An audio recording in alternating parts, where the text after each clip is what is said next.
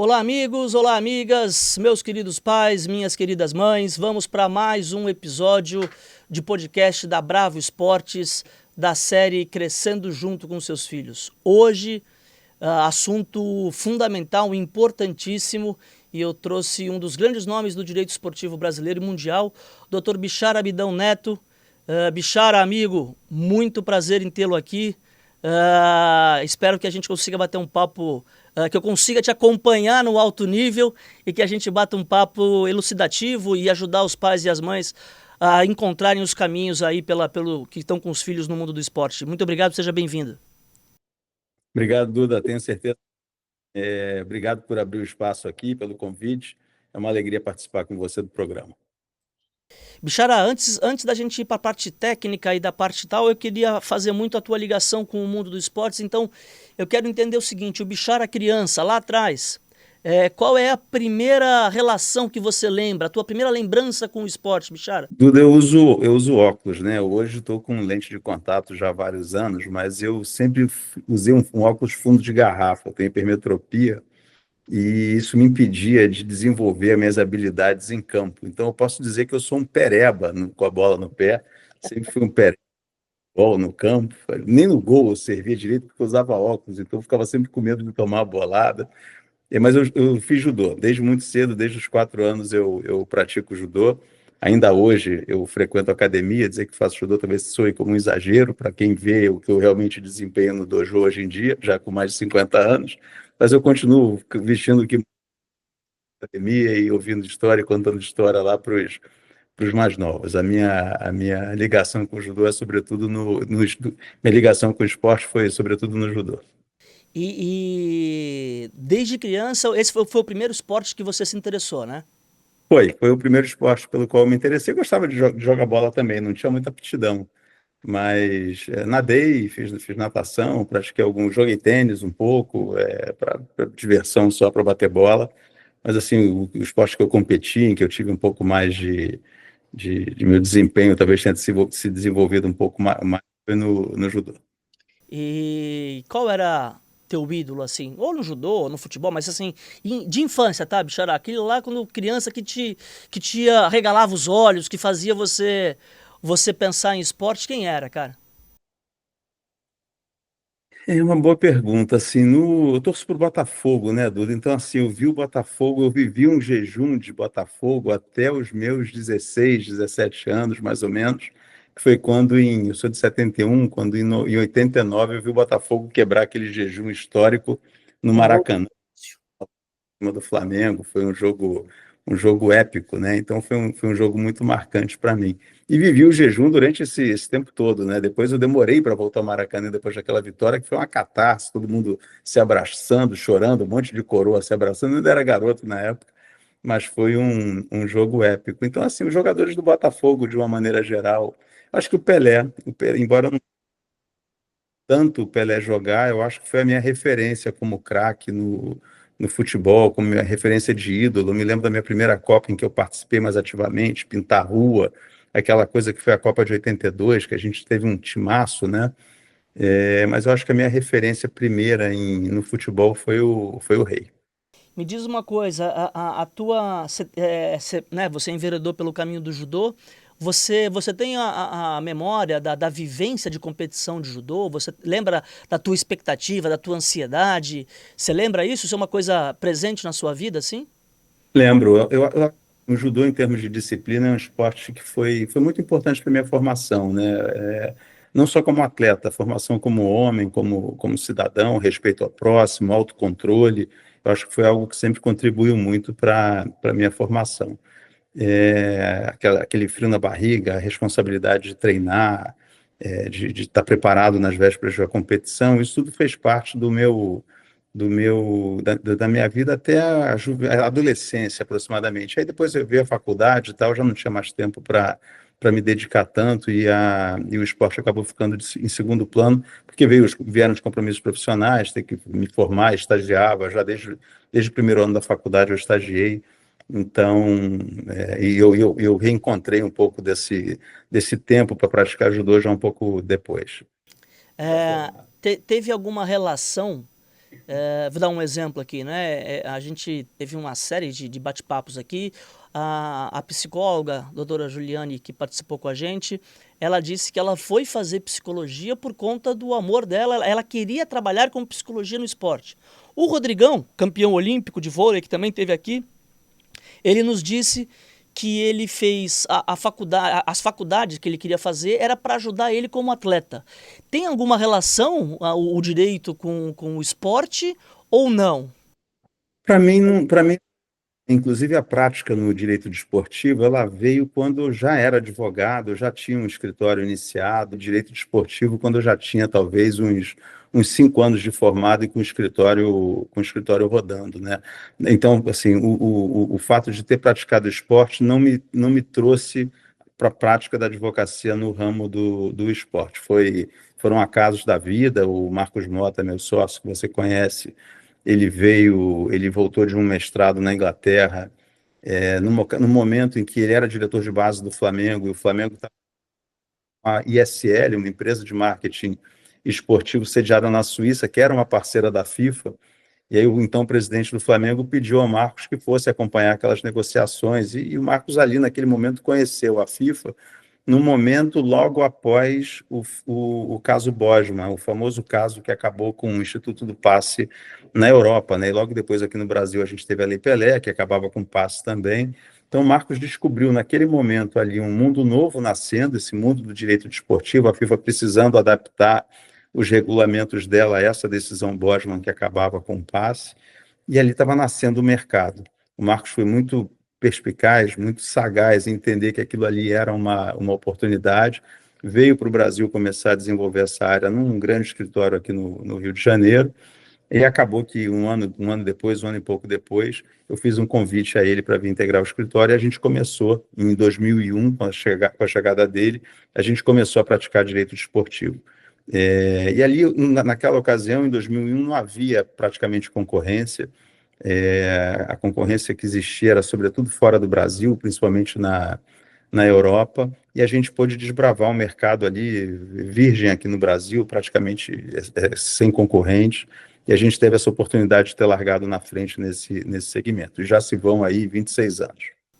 Como é que foi a tua reação ou relação? Claro, né, que você entra no mercado, você tem uma questão mais profissional, óbvio, mas é impossível o amante do esporte, aquele que milita no esporte, quando você tem uma oportunidade.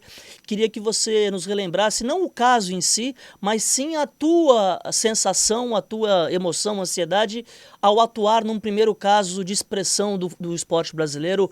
Como significou isso para você? Isso foi muito interessante, porque embora eu já tivesse acostumado, quando a gente começou a praticar direito desportivo, eu trabalhei antes num outro escritório, trabalhei com o professor Sérgio Ferraz, fui sócio do professor Sérgio Ferraz, né, no escritório aqui no Rio de Janeiro, e durante 5 anos nós trabalhamos juntos, e ali nós tínhamos vários clientes importantes, artistas, figuras com bastante destaque na sociedade e tal, causas de muita expressão econômica. Então eu estava, de certa maneira, habituado a lidar com aqueles figurões, sejam artistas, o Roberto Carlos, cantor, foi um cliente nosso, por exemplo, e foi uma grande alegria, um prazer poder conhecer, ir a show, ir ao camarim, visitar depois dos shows o outro rei, né? E a gente já tinha o professor Ivo Pitangui também, cirurgião plástico, nós advogamos para ele. Então essas personalidades, essas figuras, eu já tinha ali alguma vivência em ter esse tipo de aproximação, de proximidade com eles. No futebol, o primeiro caso assim com quem eu precisei lidar de grande expressão foi o Roberto Carlos, o lateral. Tinha uma disputa do Roberto com um antigo agente dele, ele nos contratou e a gente então precisava tentar chegar a uma composição para resolver aquela disputa que se formava ali no momento. E foi a primeira celebridade, se eu pudesse ser aquele primeiro grande atleta, um galáctico, num momento muito especial de carreira, com quem eu tive contato. E depois disso, vários outros. Primeiro caso de doping, eu defendi muitos atletas em casos de doping, defendo ainda, e um dos primeiros, o primeiro caso de doping que nós tivemos no escritório foi do Romário, né? O Romário usou uma substância num shampoo, testou positivo para uma substância proibida, e a gente teve a oportunidade de fazer a defesa do Romário. Para mim também foi ali surpresa e alegria poder estar próximo, conviver, ter uma relação mais de perto com um grande ídolo, né? Então, e a partir daí foram muitos, né? A gente advoga e advogou durante esses 26 anos para as principais figuras do esporte nacional. Bichara, o conceito dessa série aqui que a gente tem hoje é justamente pegar pessoas que hoje trabalham e militam no mais alto nível do esporte brasileiro e mundial, para falar um pouco de começo e de orientação para pais e mães. Até pela sua posição, né, e pela sua profissão, você lida diretamente com pais e mães o tempo inteiro de atletas, né? Mais com agentes, mas invariavelmente acaba chegando isso na família. Claro, e sem citar nomes, porque o objetivo aqui não é falar sobre os casos, mas sim sobre o conceito. O quanto que você vê de importância numa carreira vitoriosa, a importância de pai e mãe, e ao mesmo tempo em casos que a gente presencia no mercado, eu já presenciei, imagino que você também, o inverso, né? Que pais e mães atrapalham o desenvolvimento do menino obviamente que não por maldade, às vezes até por um excesso de proteção ou por uma questão de ingerência em outras áreas. Como é que você vê isso, principalmente voltado para pais e mães que não são da indústria do esporte? É, Sim, tem várias respostas para ela, né? A gente, como pai, a gente sabe que a gente acaba tendo um dever de proteção, um dever. Tem muito pai que não gosta de ouvir crítica de filho, e tem aquela preocupação em muitas vezes proteger a qualquer custo, independentemente de que lado esteja a razão. Então, quando essa emoção ela entra muito, a pessoa carrega muito esse sentimento de proteção, eu fico com a impressão de que isso acaba sendo prejudicial muitas vezes, né? Você fica impedido de enxergar uma crítica, uma falha, um defeito do seu filho. Então, eu acho que o bom agente, ele consegue manter uma distância e uma frieza, talvez, e saiba discernir um pouco melhor as críticas verdadeiras das críticas que são feitas somente com a intenção de prejudicar ou sem uma finalidade construtiva nela, né?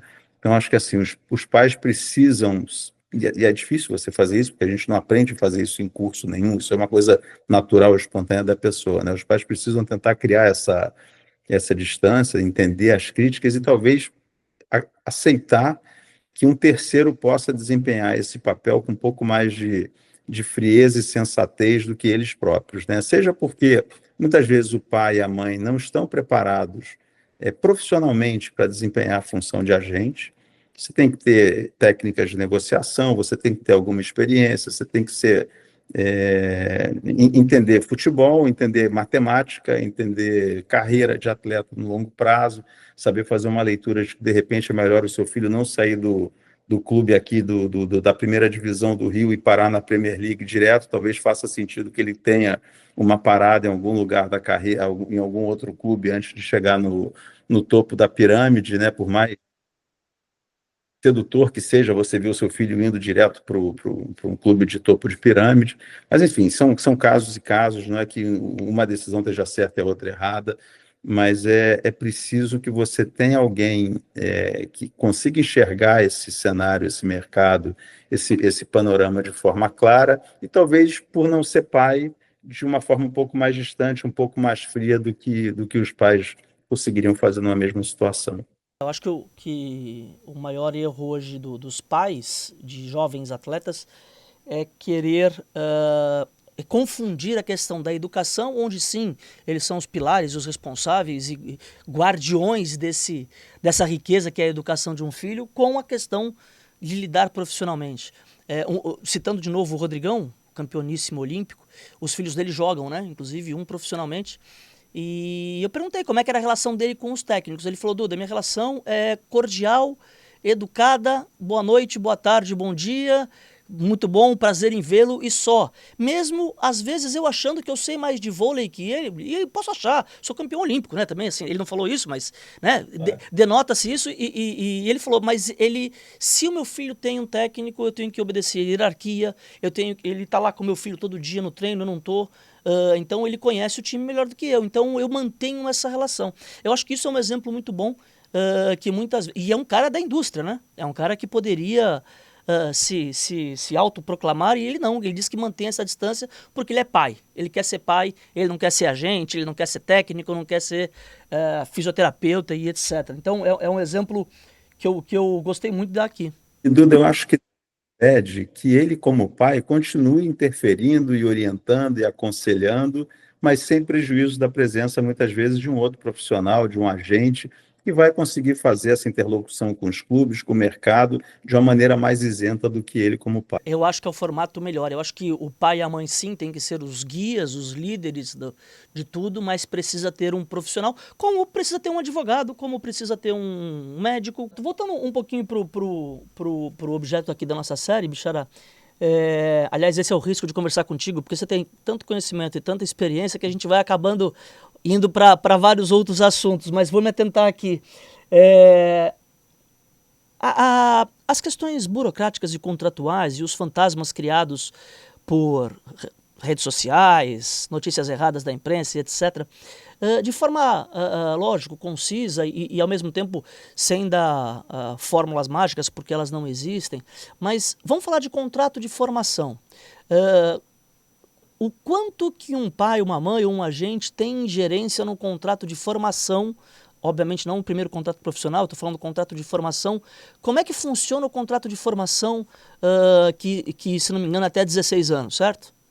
É engraçado, essa é uma boa pergunta também, e a gente está vivendo hoje aqui no Brasil, Duda, uma peculiaridade, um problema, uma situação muito única, que nós temos duas leis gerais do esporte. A gente tem uma lei geral do esporte que entrou em vigor mais recentemente, e temos a famosa Lei Pelé, que está aí desde 1998, com dezenas de modificações que ela sofreu ao longo desses anos.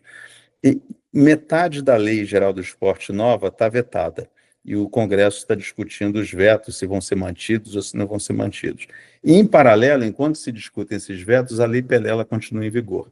Então, hoje, nós temos um cenário híbrido, a gente está tendo que conviver com as duas leis aqui no Brasil, e a gente tem os regulamentos internacionais, o regulamento da FIFA, o regulamento da CBF, que continuam se aplicando aqui no Brasil, em parte, o regulamento de agentes da FIFA está suspenso, nós temos o regulamento ainda do sistema de intermediários, ou seja, está uma maravilha para os advogados do mercado, porque é uma insegurança jurídica total, ninguém entende nada, ninguém sabe exatamente onde amarrar o seu burro. Então, para os advogados, isso acaba sendo proveitoso muitas vezes. Mas, brincadeiras à parte, o contrato de formação ele tem dois pontos que são importantes. Pela lei, de acordo com a lei, o contrato de formação ele pode ser assinado entre os 14 e os 19 anos. Só que o contrato de profissional 16 anos. Então, qual é a primeira preocupação que você precisa ter? Definir no contrato de maneira clara quando o clube tem que optar ou tem que dizer se vai ou não profissional o seu filho, o seu atleta. Caso contrário, se ele não disser e essa cláusula não estiver bem redigida, ele pode levar o jogador em tese como um atleta amador sob formação até os 19 anos. Porque é uma coisa que a gente esbarra muito no dia a dia ali. Não é obrigatório que aos 16 assine um profissional. Então o clube ele pode ter uma relação ainda de atleta amador, mesmo que um atleta jovem tenha mais de 16. Exato. Então, esse é o primeiro risco, né? Ou a primeira preocupação que o agente, o pai, o atleta menor precisa ter quando assina um contrato de formação com o clube. Estabelecer de maneira clara em que momento ele vai ser profissionalizado. Se não for profissionalizado até aquele momento, que o contrato se rescinda, que o clube libere o jogador, mas que não carregue ele como amador por um período muito longo, porque ele já teria direitos trabalhistas, teria direito às férias, teria direito aos depósitos do fundo de garantia, teria direito a uma série de proteções trabalhistas que ele não haveria se continuasse como atleta amador sob contrato de formação. Então, esse é um ponto. Normalmente, a gente recomenda que, olha, se não imediatamente ao completar 16 anos, até 6 meses, digamos, depois de completar 16 anos, o clube precisa dizer se vai profissionalizar esse atleta ou não. Se não quiser profissionalizar, muito bem, a gente rescinde o contrato. Se quiser profissionalizar, já está assegurado a esse clube o direito de assinar o primeiro contrato profissional, e aí seguimos assim, faz-se o contrato de trabalho desportivo, né? Essa é uma grande preocupação. A segunda preocupação, e essa é mais difícil de negociar e de driblar, é que a lei ela prevê como fórmula para cálculo da indenização da quebra de contrato de formação um multiplicador do custo da formação que o clube incorreu com aquele atleta. E o clube não coloca de forma clara esse valor como uma cláusula, como a gente vê nos contratos de profissional, que diz, olha, em caso de rescisão para transferência nacional, a multa vai ser de X milhões, internacional vai ser de Y milhões. O contrato de formação não diz isso. Ele diz o seguinte, olha, vai ser X vezes o custo da formação anual. Só que o custo da formação ele não é aferido por atleta, ele é aferido dentro de uma planilha que o clube não revela, em que ele tem todos os custos com a formação, com a base, do cara que cuida do gramado do clube, é um massagista, fisioterapeuta, cozinheiro, motorista, todos esses custos compõem um valor dentro de uma planilha, e dali você faz o cálculo individual do custo de formação para cada atleta. Só que essa não é uma conta objetiva, então, na prática, na maioria das vezes, o jogador fica de mãos atadas porque ele não sabe quanto tem que pagar para sair daquele contrato. E aí os clubes fazem um jogo muito duro, normalmente, na prática, com relação à negociação dessa cláusula, e é onde a gente esbarra e tem mais dificuldade para aferir esse valor. Então, muitas vezes, o atleta acaba precisando recorrer à CNRD, que é a Câmara Nacional de Resolução de Disputas da CBF, para tentar ali fazer a apresentação, fazer com que o clube apresente esses custos e discutir a razoabilidade daquele valor ou não. Mas para efeito de direitos financeiros, direitos econômicos, por exemplo, de uma transferência de um atleta, os tais, né, 5%, é isso? São 5% que é dividido por cada ano de cada clube e aonde ele passou. É uma ferramenta que determina que 5% do valor da transferência de um atleta vai ser atribuído aos clubes que contribuíram com a formação desse atleta entre os 12 e os 23 anos. Então eu queria saber a idade, 23 anos. Para a FIFA, 12 aos 23. Na lei Pelé era dos 14 aos 19. Agora, na Lei Geral do Esporte, eu tenho a impressão de que manteve-se esse... Acho que puxou para 12 anos, a formação começa aos 12, não mais aos 14. Mas ainda é diferente, a forma da distribuição dos 5% são 5% também, mas a forma da distribuição desse valor entre a lei brasileira e o regulamento da FIFA, ela é feita de maneiras distintas, né? Tem uma fórmula para a FIFA e uma fórmula na lei brasileira. Hoje, de novo, né, por conta de péssima informação ou de informação sempre pela metade, a gente escuta por aí, leigamente falando, e é esse público que a gente está conversando, os tais direito econômico, direito federativo, direito de imagem e os direitos que vão se acumulando aí no contrato de um jogador de futebol. Já falando de profissional, mas principalmente tomando cuidado para aquele primeiro contrato profissional, né? Que, embora, em tese, a família já está um pouco assistida, seja por um agente ou por um advogado, mas ainda não é regra, se tratando do Brasil, um país de dimensões continentais, né? Se a gente for falar dos clubes grandes, normalmente um menino de 16 anos num desses clubes grandes está assistido com um empresário, mas de forma geral ainda não. Quais os cuidados para proteção da família, posso dizer assim, do menino, do pai e da mãe, que os pais devem tomar, obviamente, além de procurar um advogado competente, mas de forma geral, conceitualmente falando, quais os cuidados, aonde eles devem se proteger mais? Tem muito cuidado na celebração de um contrato profissional que o atleta precisa tomar, né? Então, hoje a gente tem essa figura já há muitos anos do contrato de imagem, e com essa sofisticação do mundo virtual, a gente fala hoje de metaverso, a gente fala hoje de imagem coletiva, imagem individual, o contrato de imagem ele passa a ser um documento em que o atleta precisa dar muito mais atenção do que dava no passado, em que simplesmente aquela imagem não era explorada efetivamente pelo clube, aquilo ali era uma forma, muitas vezes, para que o clube pagasse menos encargos quando assumiam a obrigação de pagar direito de imagem para o jogador. não sabia que na prática aquele jogador não tinha uma imagem valorizada naquele primeiro momento, com 16 anos, quando assinava o contrato, aquilo ali era só para não pagar os encargos trabalhistas sobre aquela parcela da remuneração, né? Mas hoje não, hoje a gente vê que o mercado vem sofisticando, esses contratos têm ficado muito sofisticados. A gente vê que o Barcelona comprou o Lewandowski, por exemplo, com a venda de uma parcela dos estúdios do Barcelona. Eles estavam criando ali um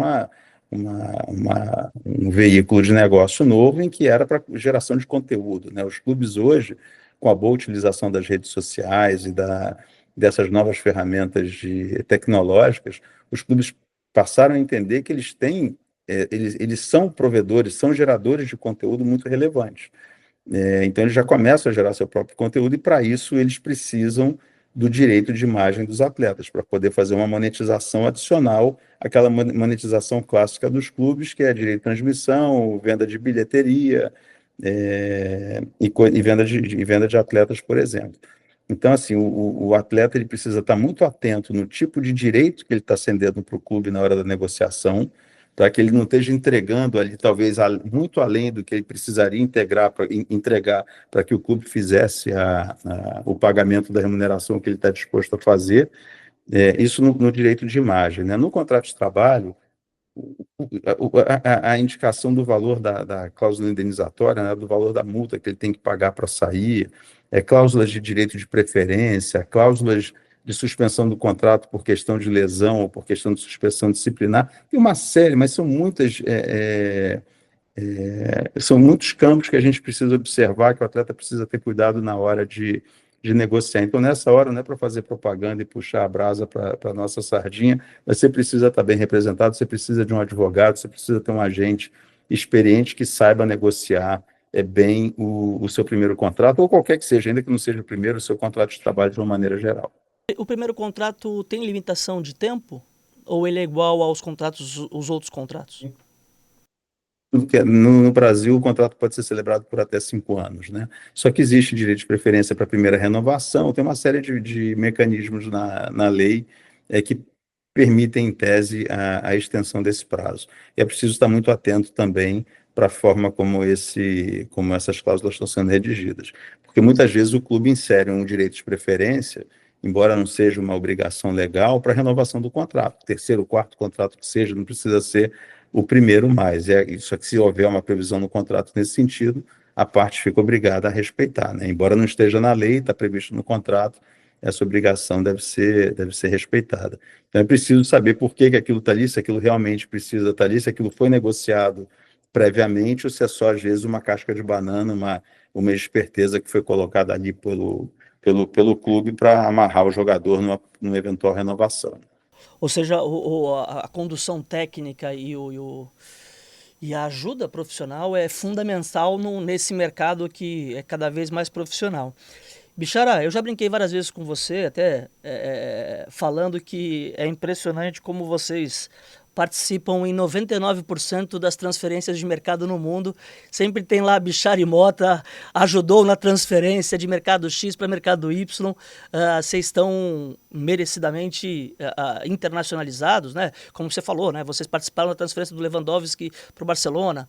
Outro dia vi agora, recentemente, vocês participaram da transferência de um atleta do mundo árabe para a Inglaterra, se não me engano, não sei. Bom, mas o que eu queria com isso, eu estou exemplificando, o que eu queria com isso a tua avaliação, falando de base, desses diversos países e centros de futebol, que diferenças que você vê hoje da parte de investimento em base que esses países têm feito? Quando eu digo investimento, de forma generalizada, claro, porque você não está no dia a dia, mas embora você converse muito com os clubes.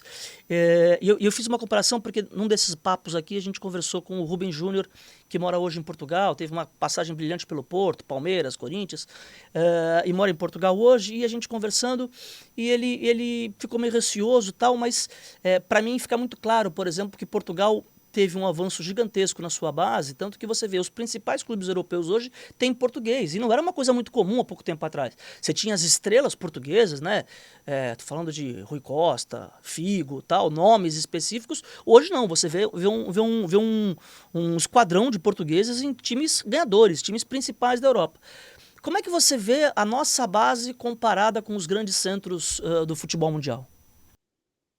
Duda, o publicou há uns anos um estudo em comemoração aos 10 anos do Sistema Eletrônico de Transferências da FIFA, né? Um sistema que ela criou para fazer um mapeamento mundial das transferências no mundo inteiro, os valores envolvidos em transação, de onde para onde os atletas estavam sendo transferidos. E nesse estudo, que pegava os primeiros 10 anos de exercício do sistema, a FIFA identificou que o Brasil foi o maior exportador de atletas. O Brasil sozinho, e são 211 associações nacionais, o Brasil sozinho representava 11% do mercado. O segundo lugar era a Argentina, com menos da metade desse número. Então, assim, indiscutivelmente, o Brasil e ainda é o primeiro lugar disparado nessa lista de formação de talento. Aqui as pessoas jogam futebol, adoram futebol, a gente tem uma fábrica de talentos realmente.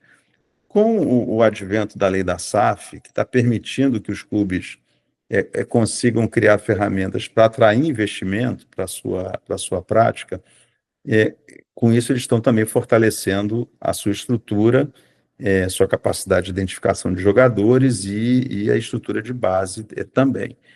Mas é verdade que na Europa a gente tem centros, na África a gente tem centros de formação de atleta relevantes já, assim, a concorrência ela vai ficando cada vez mais acentuada, né? A FIFA ainda não publicou, se eu não me engano, ela ainda não publicou um estudo após esses primeiros 10 anos, já deve ter uns 3, 4 anos desse estudo pelo menos.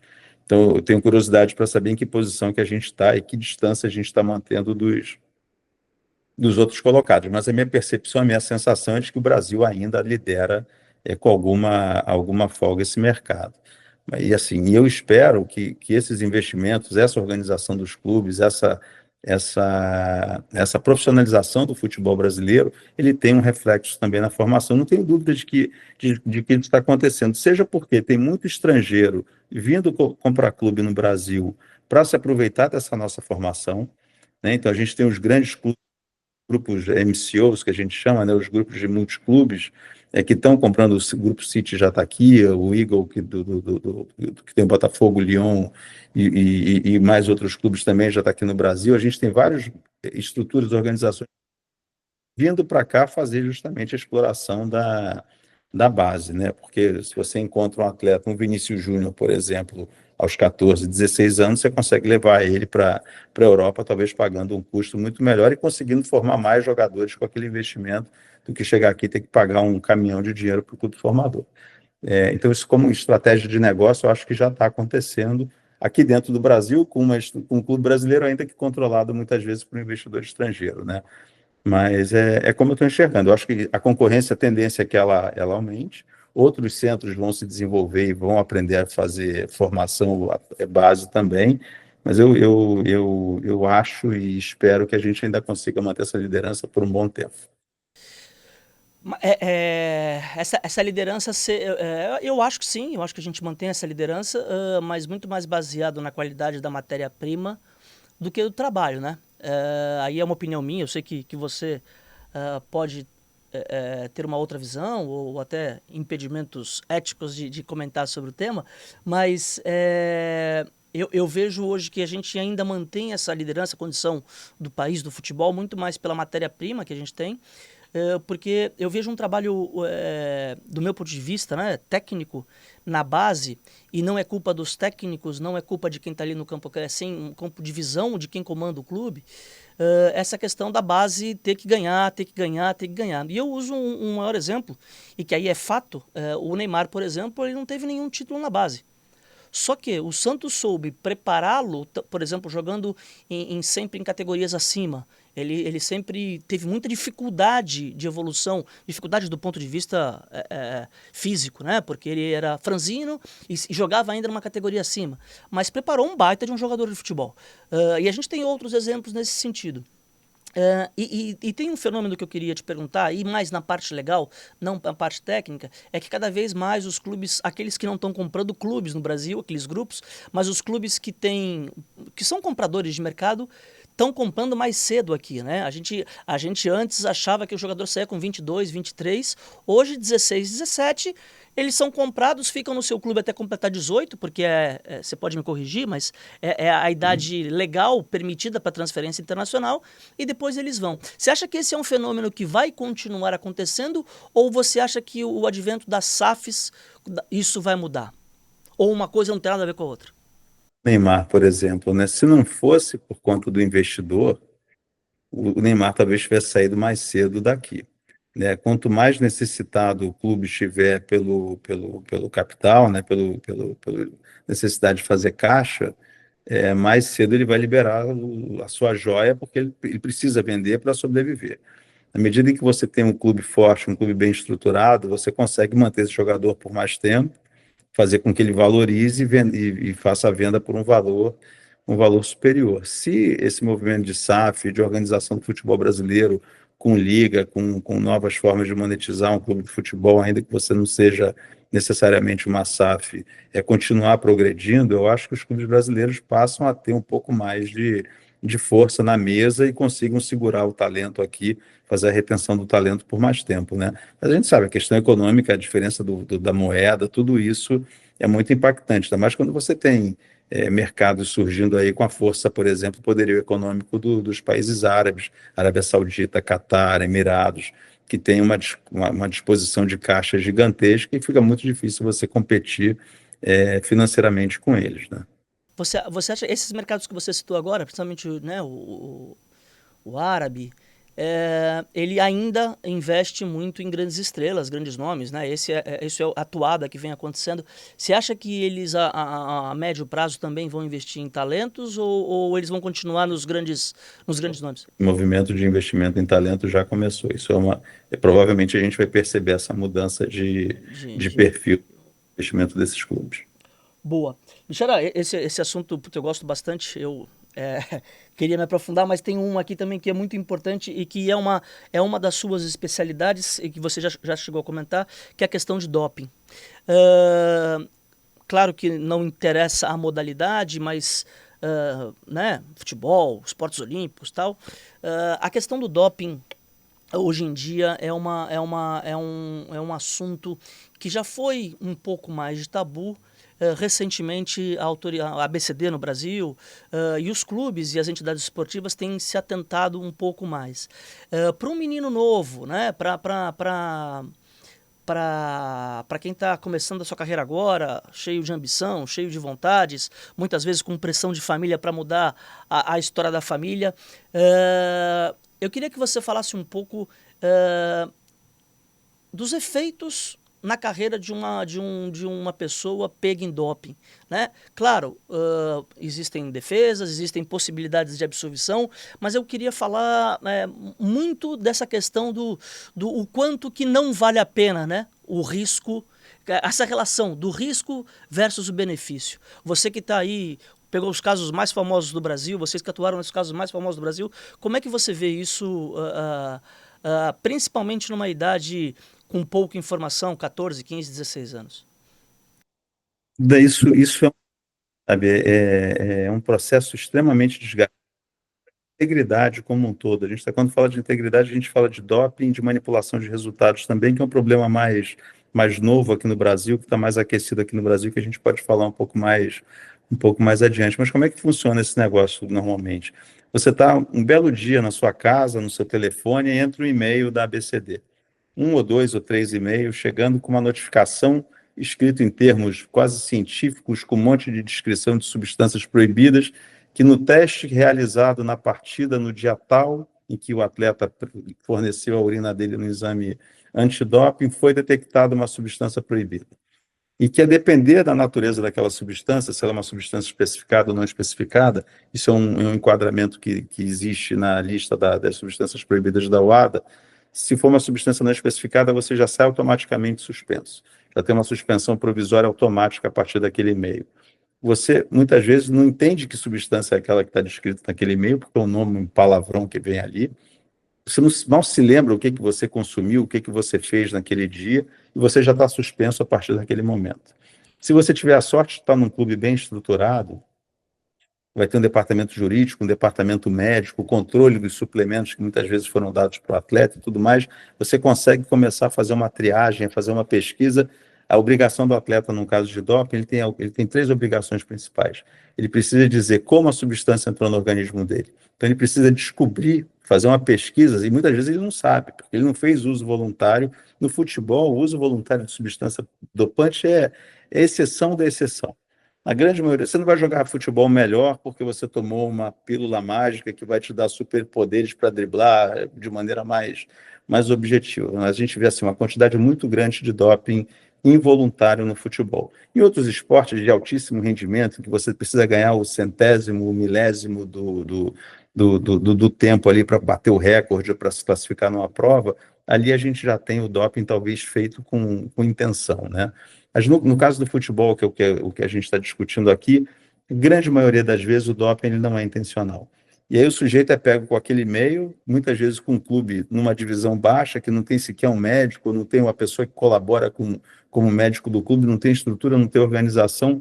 O atleta, às vezes, não tem recursos nem para pedir abertura da contraprova, que é a amostra B, né? Quando o atleta testa a urina, ele divide a urina em dois frascos e fica um frasco guardado ali para fazer a contraprova daquela urina. Então, às vezes, falta recurso, ninguém ajuda, falta estrutura, falta conhecimento técnico, a defesa é cara, porque você precisa contratar advogado, você precisa contratar bioquímico, você precisa contratar, às vezes você precisa ter um médico, você precisa fazer uma prova extremamente sofisticada, e muitas vezes o atleta não tem meios, não tem recurso, não tem ciência de por onde começar, e as carreiras vão ficando pelo caminho aí. É um processo muito solitário, é uma regra muito dura, ela precisa ser dura, porque realmente é desleal se você utiliza o doping intencionalmente, você está trapaceando, você está adotando uma postura que é totalmente contrária à ética do esporte, mas na prática, do lado de cada bancada, defendendo atletas, e assim, são inúmeros os casos que a gente vê em que o atleta realmente não teve a intenção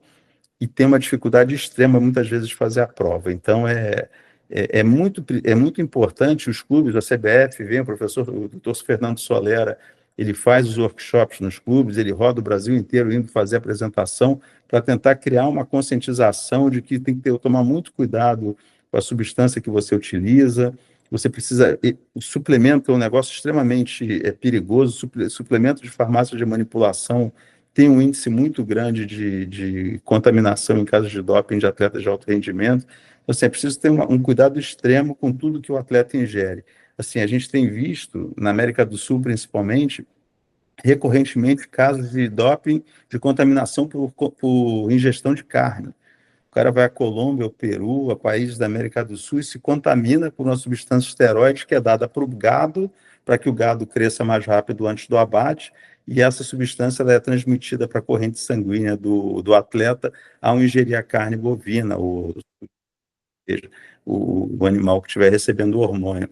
E para você fazer a prova que você comeu no dia tal um bife em determinado lugar e aquele bife estava contaminado, é dificílimo, é possível de se fazer, mas como os casos têm acontecido mais recorrentemente, a UADA já está começando a perceber que isso é uma questão que se precisa atentar, né? E em paralelo a isso, como eu disse, a gente tem o problema da manipulação de resultado, com o aumento das apostas, existe um assédio nos atletas acontecendo também, e no caso da manipulação, as consequências são ainda mais graves do que o doping, né? O doping, o atleta fica suspenso é, a depender da natureza da substância, por 2 ou 4 anos. No caso de manipulação, essa suspensão pode ser muito maior do que. Vou aprofundar esse negócio das bets, porque é um assunto do momento, né? Eu só queria finalizar a questão do doping, porque, né, como as pessoas sabem, eu participei da Confederação de Skate aí nos últimos 2 ciclos olímpicos e uma informação que o Dr. Bichara falou agora, e a gente, por exemplo, suplementação de farmácia de manipulação, a gente simplesmente proibia. Claro que a gente não controla o dia a dia, mas isso a gente deixou muito claro que o risco era muito grande. E a outra ponta, que é de forma involuntária, e eu falo isso não com julgamento de valor, mas é para as pessoas entenderem o quanto que a informação é importante, a Neosaldina, aquele remédio que tem em farmácia, que todo mundo toma para dor de cabeça, a Neosaldina, ela aponta no doping. Você tomar, um atleta de alto rendimento, tomar uma Neosaldina, isso aparece no doping. Óbvio que ninguém toma uma Neosaldina para ter um benefício esportivo. Ninguém que toma uma Neosaldina vai nadar mais rápido, correr mais rápido por isso. Mas as substâncias que tem na Neosaldina fazem parte de substâncias proibidas e apontam isso e dá uma dor de cabeça, como o Dr. Bichara falou, e um prejuízo para a carreira. Então, o que eu quero dizer é que os pais e as mães, que são o objeto desse nossa série, precisam ter essas informações. Se o teu filho está indo para um caminho profissional, para um caminho de base em clubes, em campeonatos de federações, você precisa gerenciar isso. E um conceito principal, o Dr. Bichara, obviamente, que fala muito melhor do que eu nisso, mas o conceito da regra e da lei, das pessoas que julgam os dopings você é responsável por tudo que está dentro do seu corpo. Você não consegue colocar culpa no médico, na farmácia, no João, no sobrinho, no amigo. Se está no teu corpo, a responsabilidade é sua. Não é isso, doutor?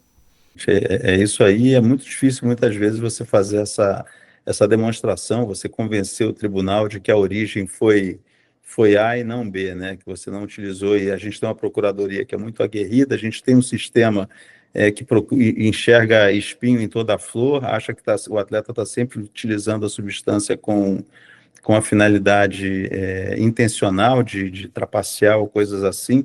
Então, o ambiente é muito hostil para a defesa, entendeu? É muito importante fazer um controle, não tomar nada sem consultar o médico do clube, procurar deixar registradas essas conversas, para que, se aconteça alguma coisa, você tenha um registro por WhatsApp, que seja com o médico do seu clube ou com o seu médico pessoal. Sempre que for consultar um médico, alertar que você é um atleta que está sujeito a testagem, a teste antidopagem, para evitar esse tipo de situação, porque realmente é muito desagradável, muitas vezes encerra com a carreira de uma pessoa. Obrigado, doutor. Eu não posso não tocar no assunto de bet, que também é uma área que eu entendo que vocês estão muito estruturados, né, para falar sobre o tema. Vocês têm atendido aí várias empresas do segmento, vários clubes, que é a questão das bets. E aqui, Bichara, eu vou pedir, a gente não precisa, obviamente, entrar no lado social da questão, porque que não é nem o objetivo da série discutir sobre isso, mas é a relação bets e atletas. Hoje, especialmente no futebol, a Betis é um player importantíssimo para o financiamento do futebol. Hoje o futebol, se acaba a Bet hoje, os clubes têm sérias dificuldades financeiras a partir de amanhã. Então, eu estou falando que é o fato. Eu não estou aqui defendendo teses e nem conceitos. O fato é esse. Né? Os 20 clubes da Série A do brasileiro são patrocinados por Betis. Né? Tem uma parte do seu rendimento, grande parte dos seus rendimentos, vindo de bet. Ao mesmo tempo, existem regulamentos, regras e questões de leis, mas questões éticas também, sobre a participação de atletas e pessoas envolvidas, que também eu gosto de reforçar, não são só atletas, são as pessoas envolvidas no jogo. Tem até um termo, doutor, eu não sei se eu estou aqui lembrando, mas tem um termo que define o público-alvo desse tipo de regramento, que é justamente aquelas pessoas que entram no vestiário, que convivem com o time e etc. Quais são os pontos legais que é importante a gente falar para quem é atleta e tem um relacionamento com o bet? Assim, hoje o regulamento geral das competições, né, do futebol brasileiro, ele já tem previsões em que o atleta é proibido de apostar. Então já existe ali uma disposição. Os contratos entre o atleta e o clube normalmente possuem uma cláusula dizendo que o atleta está proibido também de fazer apostas e se envolver em apostas, seja de uma maneira geral, muitas vezes apostas em geral, seja em apostas do próprio time, o que seria óbvio, né, e muito mais grave. Então, assim, do ponto de vista regulamentar e contratual, isso já está mais ou menos desenhado. O que as pessoas muitas vezes não sabem é que, quando você tem uma aposta manipulada, quem paga, em tese, essa aposta é a casa de aposta, é a Bet. Então, a Bet tem todo o interesse em combater e evitar essa aposta manipulada, porque quem toma o prejuízo no final do dia é ela. Então, para isso, existem empresas de monitoramento de apostas que trabalham junto monitorando o mercado de uma maneira geral, e essas empresas trabalham, sobretudo, monitorando o movimento das apostas, das casas de aposta legalizadas, em que elas levantam a bandeira dizendo o seguinte: olha, atenção com essa partida do fulano contra o cicrano, porque no momento tal teve um aumento de apostas de que ia haver um cartão vermelho, uma expulsão, 2 gols, qualquer tipo de jogada suspeita. Então, examinem, pesquisem, façam ali uma verificação dessa partida, porque pode ter havido uma manipulação. E aí depende que o dono da competição possua ferramentas para poder fazer essa investigação.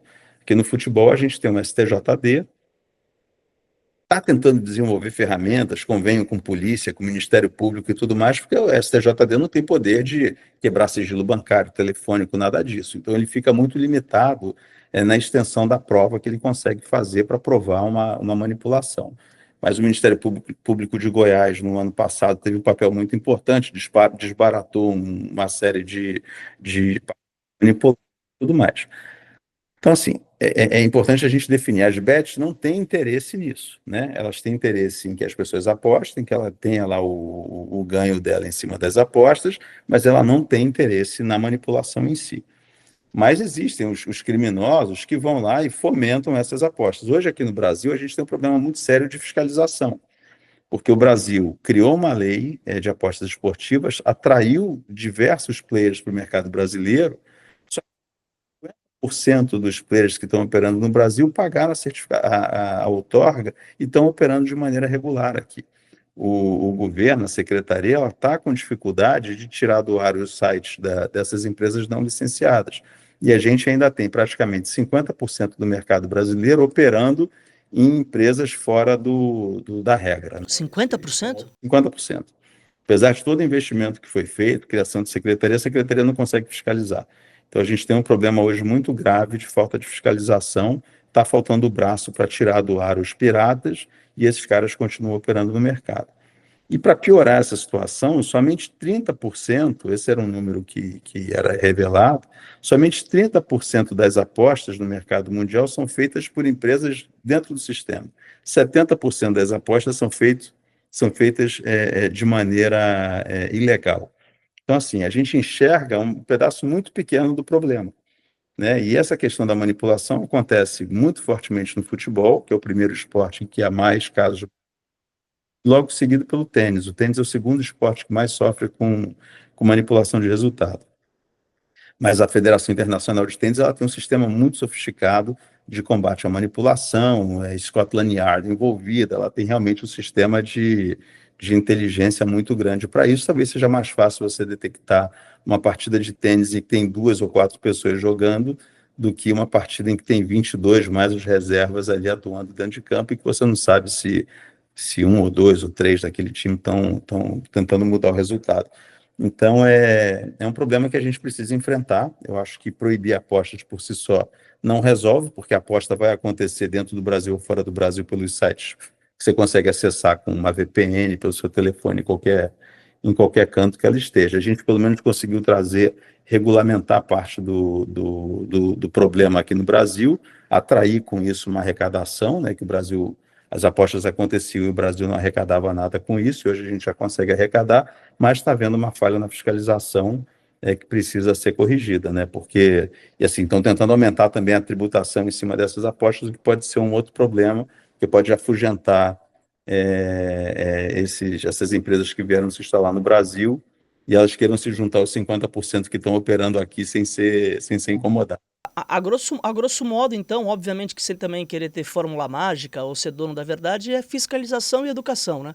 A gente tem que ir nessas duas linhas, fiscalizar quem está fazendo certo ou não, mas dá para o mercado esportivo muita educação, muita informação, colocar quais são os riscos, né? O porquê pode, o que não pode, para que os atletas também entendam isso, né? Exato. E porque é impressionante, e de novo, sem citar nomes, como a gente tem casos de atletas recentes aí, suspensos por 2, 3 anos, que apostaram valores 20% do seu salário mensal e foram suspensos por um benefício de 20% do seu salário mensal. Então, nem a parte financeira cabe nesse raciocínio. Eu acho que a falta de informação e apoio a esses atletas, né? Sem dúvida. Tem que haver um processo de conscientização, de educação do mercado, e isso começa nas categorias de base, né?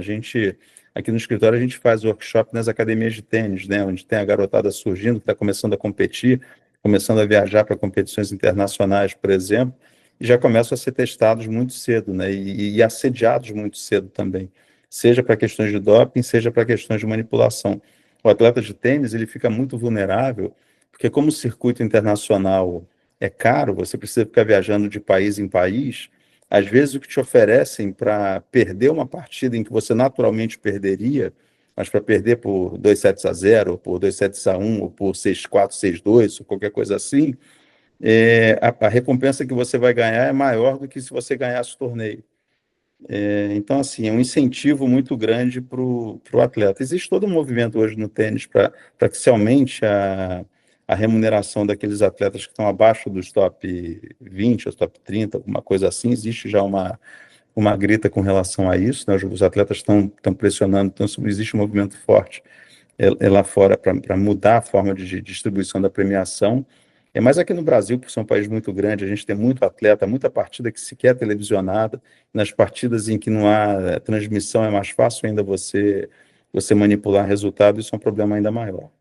Boa, Bichará. Infelizmente, vou ter que finalizar aqui. Eu te agradeço demais a participação. Eu acho que a gente cumpre um papel importante de dar caminhos, de orientar os pais. Óbvio que, de novo, né? Infelizmente ou felizmente, a graça do esporte é essa, não existe fórmula mágica. Então, tem muito trabalho, muito conhecimento envolvido, trazer os profissionais corretos para o seu lado. E acho que a gente consegue contribuir um pouco com essa formação de pais e mães, trazendo as pessoas do nível do Bichara, que é um grande amigo, há muito tempo conheço, já estivemos em batalha juntos, já estivemos em batalhas em campos opostos, mas o respeito e a amizade prevalece e eu fico muito feliz. Obrigado pelo seu tempo, Bichara, em participar com a gente. Eu que agradeço, Duda. Conta comigo, ainda tinha assunto aqui para mais de hora, dava para ter continuado. Eu espero um próximo convite para a gente dar sequência nessa conversa, foi um prazer. O prazer foi meu, espero que no próximo seja pessoalmente, né? E ó, Bichara, aproveitando, eu tenho um amigo meu, o Giuliano da UON, uma loja multimarcas, as melhores roupas da cidade, que me ajudou e tá dando Eu pedi uma lembrança, ele deu um baita presente para todos os meus convidados, é um voucher que eu vou te enviar para você comprar na loja que é a Multimarcas, as melhores marcas de roupas. É nível Marcos Mota, tá? É nível Marcos Mota de alfaiataria. Coisa fina. É coisa fina. Obrigado, amigo. Obrigado, eu que agradeço. Esse foi mais um episódio do podcast da Bravo Esportes, da série Crescendo Junto com Seus Filhos. Espero que você tenha aproveitado. Muita informação, muito caminho aí para vocês nesse caminho de guiar o filho de vocês dentro do esporte. Até o próximo, um grande abraço.